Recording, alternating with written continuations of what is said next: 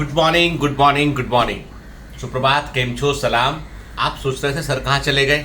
मैं चाह रहा था कि एक बार आप बैकग्राउंड में आवाज़ें सुने। आप चिड़ियाओं की आवाज़ें आती हैं सुबह सुबह, है ना। और आपको बताऊं कि इतनी सारी चिड़ियाएँ, कोयल और उन सब की आवाज़ सुबह सुबह यहाँ पर सुनाई देती है। बहुत बड़ा अच्छा लगता है। ऐसा चैंटिंग कर रहे हैं वर्ड्स यहाँ पर आकर। अब आप खुद सोचिए, यदि मैं ये जितने पेड़ हैं आसपास के सारे पेड़ यहाँ के काट दूं, जितने भी ट्रीज यहाँ पर हैं प्रेजेंट, सारे ट्रीज हटा दूं मैं, तो कैसा लगेगा। क्या चिड़ियाओं की आवाजें आएंगी। देखो, है ना। नेचर अपने आप में बहुत सुंदर है। हम सोचते हैं कि हम एक सुंदर बिल्डिंग बना रहे हैं, पर सच्चाई कुछ और है। हमें लग रहा है कि हम कोई कंस्ट्रक्शन कर रहे हैं, कोई कंक्रीट की कोई चीज बना रहे हैं, तो बहुत भारी काम कर रहे हैं, पर प्रकृति ने जो बनाया है ना, वो अद्भुत है, बहुत सुंदर है। कभी जंगल में जाइएगा, जंगल में हवा चलती है, उसकी भी अपनी एक आवाज़ होती है, जंगल की अपनी एक गंध होती है। जब मैं जिम कॉर्बेट नेशनल पार्क गया था तो मुझे लगा कि यार जंगल तो बिल्कुल डिफरेंट ही होते हैं। हम शहरों में जिस हवा में सांस लेते हैं ना, वो हवा भी ठीक नहीं है। जंगल के अंदर जाके देखो तो आपको लगेगा कि आपकी 20% 10% आपकी इफिशिएंसी बढ़ गई है। ये फैक्ट है। खैर, सुबह सुबह मैं आपको भी इन्वायरमेंट पर लेक्चर नहीं दूंगा। मैं आज आपको एक कहानी सुनाऊंगा, और मेरी कहानी बड़ी अच्छी कहानी है। एक बार क्या था कि एक पुराने समय की बात है, एक गांव में एक जुलाहा रहता था। जुलाहा समझते हो, बुनकर, कपड़ा बुनने वाला, मतलब जो कपड़ा बनाते हैं उनको जुलाहा बोलते हैं। तो एक जुलाहा था, वीवर बोलते हैं, कपड़ा बुनने वाला। उसके बारे में बड़ा फेमस था कि ये बहुत ही शांत प्रकृति का आदमी है, कभी गुस्सा नहीं करता। मतलब चाहे कुछ हो जाए उसे कभी गुस्सा नहीं आता है, ऐसा लोगों ने सुन रखा था। गांव में क्या था, सेठ के लड़के थे। अब सेठ के लड़के कई बार क्या होते हैं, ऐसे होते हैं, उच्छृंखल प्रकृति के होते हैं। उच्छृंखल प्रकृति का मतलब समझते हो, मतलब क्या बोलूं, शुद्ध भाषा में बोलूं, थोड़े आवारा टाइप थे, ठीक है। तो मतलब ऐसे इधर घूम रहे हैं, उधर घूम रहे हैं, इसकी छेड़ उसकी छेड़, ठीक है ना। मतलब सेठ के लड़के थे तो कोई कुछ बोलता ज्यादा था नहीं, क्योंकि वो मतलब उनके पास जो है पैसा था, लोग थे उनके पास में। तो उन लोगों ने सुन रखा था कि इस अपने ही गांव में एक जुलाहा रहता है और बड़ा शांत प्रकृति का है, कभी गुस्सा नहीं करता है। उन्होंने कहा चलो जाकर देखते हैं कितना गुस्सा नहीं करता है। तो वो लड़का, जो सेठ का बड़ा लड़का जो है, एकदम सबसे बदमाश लड़का होता है, वो पहुंचता है अपने भाइयों के साथ। वह पूछता है, एक साड़ी दिखाओ, बढ़िया वाली दिखाना, महंगी वाली। जी सर। वो साड़ी दिखाता है जुलाहा। कितने की है? तो जुलाहा बोलता साहब 10 रुपए की है। अच्छा, कैंची है तुम्हारे पास? कैंची ला देता है उसको, साड़ी को फोल्ड करता है, 2 बराबर हिस्सों में काट लेता है। बोलता अब कितने की है? तो वो जुलाहा बोलता है साहब 5 रुपए की है। अच्छा, साड़ी की और तह करता है और उसको 2 टुकड़ों में काट देता है, मतलब 1/4 कर दिया। अब कितने की है? उसने कहा साहब एक पीस जो है वो भी 2.5 रुपए का है, 2.5 रुपीज, 2.5 रुपए का। फिर उसके वो 2 टुकड़े करता है, 1/8 कर देता है। अब कितने का है? तो बोलता साहब 1.25 रुपए का है। ऐसे करते करते वो उसके और टुकड़े करके फाइनली उस साड़ी की चिंदिया करता, लंबी लंबी। और दाम पूछता रहता है। लास्ट में पूरी चिंदियां हो जाती हैं तो जुलाहा से बोलता है वो लड़का, यार ये तो पूरी पूरी चिंदियां हैं, ये तो हमारे काम की नहीं है ये। अब मैं क्या करूंगा इसको लेकर? ये तो चिंदियां बन चुकी पूरी। काटते गए दाम पूछने के लिए तो चिंदी बन गई पूरी। अब हम इसका क्या करेंगे? पट्टियां लंबी लंबी। तो जुलाहा बोलता है हाँ साहब बिल्कुल सही बात है कि ये चिंदियां बन चुकी, किसी काम की नहीं है। आपके तो क्या, किसी के भी किसी काम की नहीं है।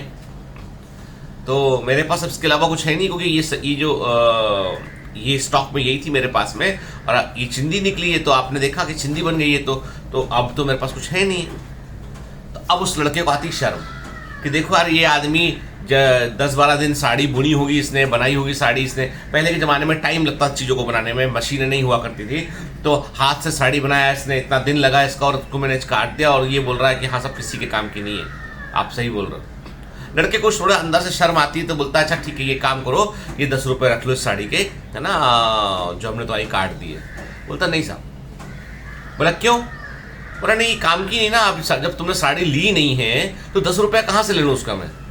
बोलता नहीं साड़ी मैंने काटी साड़ी है। बोला नहीं वो एक अलग बात है, लेकिन साड़ी आपने ली नहीं है तो 10 रुपये नहीं लूंगा आपके में। तो आदमी पूछता है, वो लड़का पूछता है कि भैया ऐसा क्यों। बोलता है ऐसा है साहब, आपने ये नहीं देखा कि इस साड़ी को बनाने के लिए कॉटन कपास की आवश्यकता थी।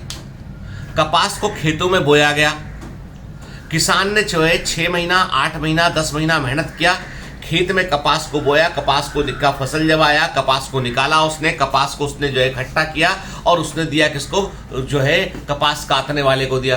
कपास काटने वाले ने कई दिन लगाए और उससे उसने कपास को जो है वो जो है अलग से निकाला, उसने धागे में कन्वर्ट किया। वो धागा जो है वो ट्रेड होता हुआ मेरे पास आया। इस दौरान कई लोग उसके अंदर प्रेजेंट थे और उस धागे को लेकर फिर हम लोगों ने उसको रंगरेज के पास ले गए। रंगरेज ने उसमें अलग अलग रंग के धागे तैयार किए, वापस लेके आए और उन धागों को हम लोगों ने जो है मशीन में लगाया, वो जो अपने हाथ से बुनने वाली मशीन में लगाया और हमने उस धागे से जो है वो साड़ी को तैयार किया। मेरी बीवी और मैंने जो है वो दिन और रात काम किया, 3-4-5 घंटा सुबह वो करती थी, फिर मैं करता था। बच्चा छोटा है हमारा, हमने 10-12 दिन खर्च किए थे तब जाके ये साड़ी बनी थी। तो इसका मूल्य तभी होता जब कोई इसका इस्तेमाल करता, इसका मूल्य तभी जस्टिफाई होता जब कोई इसे लेकर इस्तेमाल करता।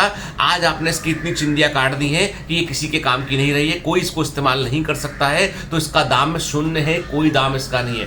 दाम कभी भी जो है वो किसी वस्तु का नहीं होता, दाम उसकी यूटिलिटी का होता है, उसके उपयोग का होता है। और तुमने इसको उपयोग के लायक नहीं छोड़ा है। 10 रुपया तुमसे लेकर मैं इनजस्टिस करूंगा उन सारे रिसोर्सेस के साथ में जो इसके दौरान लगे थे, वो किसान के साथ में, वो बुनकर के साथ, तमाम लोगों के साथ में मैं जो है वो इनजस्टिस करूंगा। और ये अन्याय मैं नहीं कर सकता हूं जब तक वो चीज किसी के लिए वैल्यू फॉर मनी ना हो, किसी के लिए चीज जो है वो ऐसा ना हो कि उपयोग में ना आए। जो उपयोग में ना आए उसका कोई मूल्य नहीं है। अब किसान तो वो जो है आदमी, सामने वाला सेठ का बेटा शर्मिंदा हो जाता है। सच्चाई तो यही है कि कई बार हम है ना सोचते हैं कि हर चीज का एक दाम होता है, वैल्यू होता है। मैं पैसा है ले लिया, खत्म, तुम्हारा पैसा तुमको मिल गया ना, बात खत्म। नहीं, पैसा सब कुछ नहीं होता है, वैल्यू होती है। मतलब बायोमेंटर्स का एक सिद्धांत है कि हम जो पढ़ाते हैं, जो कोर्स ऑफर करते हैं, वो वैल्यू वैलिड के। कई बच्चे क्या करते हैं कि जो उसमें ज्वाइन कर जाते हैं और बाद में छोड़ देते हैं। उनसे संपर्क करो, तुमको तुम्हारी फीस दे दी ना हमने सर, हमारी टीम को बोलते हो आपको आपकी फीस मिल गई, आप हमारे पीछे मत पड़ो। क्यों मत पड़ो? मैंने कहा ना बायोमेंटर स्लॉटिंग सिस्टम पे काम करता है कि आपका अपना एक स्लॉट बन चुका है। अब यदि आप नहीं पढ़ रहे हैं तो आप उसका वैल्यू 0 कर दिए हैं, और वैल्यू 0 कर दिए है तो आपके मूल्य का कोई औचित्य नहीं है। भले ही वो पैसा आ गया है, रिफंड भी नहीं हो सकता, वो सब कुछ चीज़ें मैं मानता हूँ उस बात की, लेकिन मैं चाहता हूँ कि आप जब जुड़े सिस्टम से तो आप पढ़ने के लिए जुड़े, आपके फैशन के लिए, दूसरे की सुना सुने नहीं, आपको पढ़ना है इसलिए आप जुड़ रहे हैं। क्योंकि अभी किसी बच्चे ने मुझसे पूछा कि सर ऑफलाइन इंस्टीट्यूट ज्वाइन कर लूँ क्या कि ऑनलाइन में ठीक है? देखो बेटा, ये सब आपके ऊपर निर्भर करता है। मैं वही बोलूँगा, आप ऑफलाइन को अफोर्ड कर सकते हैं, वहाँ पढ़ने में मन लगता है तो ऑफलाइन जाइए, ठीक है। जो बच्चे इंटर एरिया में, जिनको ऑफलाइन के लिए उतना वक्त नहीं मिलता है, वो ऑनलाइन में जाए, ठीक है। लेकिन ऑनलाइन का मतलब ये नहीं कि आपको वक्त पढ़ने कम देना पड़ेगा, ऑनलाइन में भी आपको 6 घंटे पढ़ना पड़ेगा, ठीक है, जैसा ऑफलाइन में पढ़ना पड़ता है। अब दोनों में फर्क इतना सा है कि ऑनलाइन में आपको और ज़्यादा डिसिप्लिन में पढ़ना पड़ता है, ऑफलाइन में टीचर रहता है, क्लास रहती है, और लोग रहते हैं, टाइम का क्षरण ज़्यादा होता है वहाँ पे, लेकिन वहाँ पे कई बच्चों को अच्छा लगता है। तो मैं बिल्कुल भी अपने आप को ऑफलाइन से कंपैरिजन नहीं करूँगा। मैं यही बोलूँगा कि मैं एक सुविधा हूँ कि आप ऑफलाइन नहीं जा सकते हैं, आपको उतना फीस नहीं भरना है, तो आप कम फीस में यहाँ पर उससे बेटर मटेरियल पा सकते हैं, ये मेरी गारंटी है। किसी सूरत में ऑफलाइन से कम नहीं होगा ये, लेकिन मेहनत भी कम नहीं होगी बेटा ऑफलाइन से, ठीक है। इसलिए सोच समझ के आइए, पढ़ने के लिए आइए, सोच समझ कर आइए, जुड़िए, साल भर मेहनत कीजिए। आपके सजेशन हम लोग ले रहे हैं, पर जरूरी नहीं है कि जितने वोटिंग आपने डाले हैं वो सब हमें एज इट इज़ मान लें हम, ठीक है। हम अपने विवेक अनुसार निर्णय लेंगे कि हमें क्या बेहतर है, क्या अपने बच्चों को बेहतर देना चाहिए, ठीक है। चलिए, have a great day, all the best, bye bye.